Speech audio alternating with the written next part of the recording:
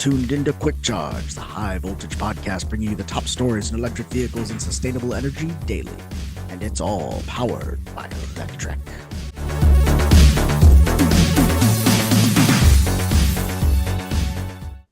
Welcome back to another exciting episode of Quick Charge. It's November 25th, 2024, and I'm your host, Joe Boris.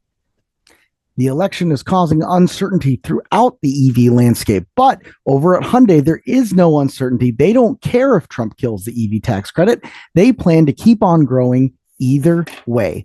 Hyundai did not build our U.S. investment plan based on incentives. The plan was even made before Trump's first term. That's according to Hyundai's newly elected CEO, Jose Munoz, who said that at the LA Auto Show last week. In an interview with Korean media at the event, Munoz said, if the Inflation Reduction Act goes out, it goes out for everybody, and we can do even better. Although Hyundai's EVs currently don't qualify for the $7,500 credit like some U.S. rivals, the company is still gaining market share. Quote, competitors like Tesla step by step are losing market share, and we continue to increase our share, Hyundai's current global chief operating officer explained. So that seems like it's going to be good news for Hyundai, but it's going to be even better news for people who live in states like Illinois that just issued a $4,000 rebate coming into effect January 1st, or California. And California says that they're going to step up with an EV rebate if Trump kills the $7,500 tax credit. That's according to California Governor Gavin Newsom, who said in an announcement earlier today that funding for the state EV tax rebates could come from the Greenhouse Gas Reduction Fund, which is funded by polluters under the state's cap and trade program. Newsom said in a statement, quote, we will intervene if the Trump administration eliminates the federal tax credit, doubling down on our commitment to clean air and green jobs in California. We're not turning back on a clean transportation future, he said. We're going to make it more affordable for people to drive vehicles that don't pollute. Newsom's announcement didn't say how the rebates would work, but he's expected to share more details during an appearance later this week. The governor would need the backing of the state legislature to revive the rebate program. California continues to lead the U.S. in zero-emission vehicle adoption, surpassing 2 million electric, plug-in hybrid, and hydrogen-powered vehicles sold across the state. By 2035, all new cars and light trucks in California must be zero-emission vehicles, along with 50% of all new heavy trucks. That's good news for people looking to buy EVs in California, and it's even good news for people looking to buy Teslas in California, but the good news doesn't end there. Tesla has introduced new direct discounts in China at a critical time to try to meet its Q4 sales goals. Obviously, this is throwing every demand lever they can to make sure that they continue on their projected growth and meet Wall Street expectations. This one's pretty self-explanatory, no need to go into it there. But while we're on the topic of Tesla, Tesla is preparing a remote control team for the Robotaxi, taking a page out of Waymo's playbook. Tesla CEO Elon Musk has often criticized Waymo's strategy as not being scalable due to the mapping and geofencing issues that company faces. But now there's something that Tesla is taking from Waymo's approach, teleoperation. Waymo has been a bit vague when talking about the level of teleoperation its vehicles employ, but we do know that its vehicles can send a stuck alert and a team of remote Waymo employees can debug them. Now, Tesla is also establishing a teleoperation team according to a new job listing. Quote, Tesla's AI teleoperations team is charged with providing remote access to our robotaxis and humanoid robots. Our cars and robots operate autonomously in challenging environments. As we iterate on the AI that powers them, we need the ability to access and control them remotely. This requires building highly optimized, low latency, reliable data streaming over unreliable transports in the real world. At Tesla, we control the entire hardware and software stack end to end. Our goal is to integrate our software, hardware, firmware, and back-end expertise to achieve a cutting-edge system. Our remote operators are transported into the device's world using a state-of-the-art VR rig that allows them to remotely perform complex and intricate tasks. Working with hardware teams, you will drive requirements, make design decisions, and implement software integration for this custom teleoperation system. The job is specifically for a C++ software engineer, and the main responsibility is to develop the application that remote operators will use to assist the robotaxis.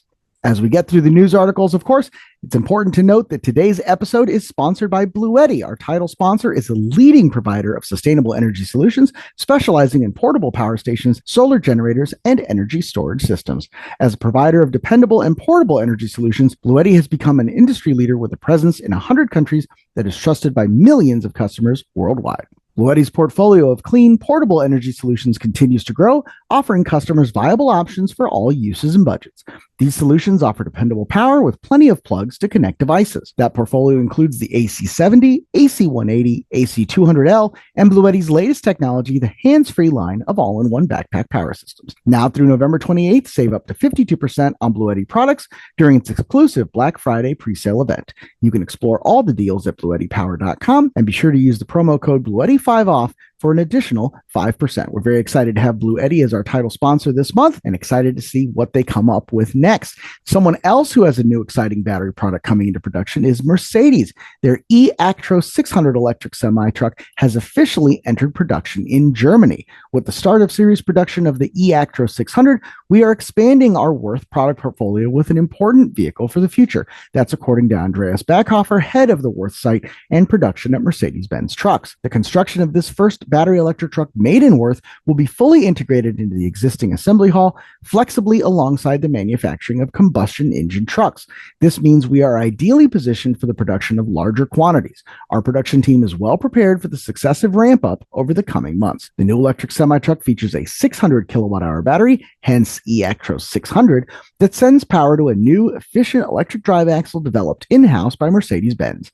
That's good enough to, quote, be able to travel significantly more than 1,000 kilometers a day, made possible by intermediate charging during the legally prescribed driver breaks, even without megawatt charging. The company claims its massive 600 kilowatt-hour battery in the Actros can be charged from 20 to 80% in 30 minutes at a megawatt charging station, which will soon be available across Europe. First deliveries of the new 600 series Mercedes electric semi are expected to begin in Q1 of 2025, with production ramping up to full speed soon after. Obviously, we like to end this show talking about the environment, talking about sustainability, talking about the grid. Today is no exception, and Ørsted's largest solar farm in the world is now online in Texas. The Mockingbird Solar Center, Ørsted's largest solar project globally, is now online thanks to protected prairie land donated by the renewable energy giant. Native prairies are the rarest landscapes left in Texas, so much so that many people have never seen one. That's according to David Bezenson, the Land Protection Strategy Program Director for the Nature Conservancy in Texas. He added that preserving Smiley Meadow will not only conserve one of the best prairie remnants left, but also help restore other prairie habitats and boost regional biodiversity. The Mockingbird Solar Center, a $500 million project, is part of Ørsted's $20 billion push to expand renewable energy production across the U.S. Beyond generating electricity, it will inject $75 million into local property taxes, benefiting schools and other public services. The project also created over 550 construction jobs and will continue to be supported by operations staff moving forward. Ørsted worked with U.S. companies, including First Solar for solar panels, and partnered with local businesses like Drake Construction and Pfeiffer Farms for construction materials.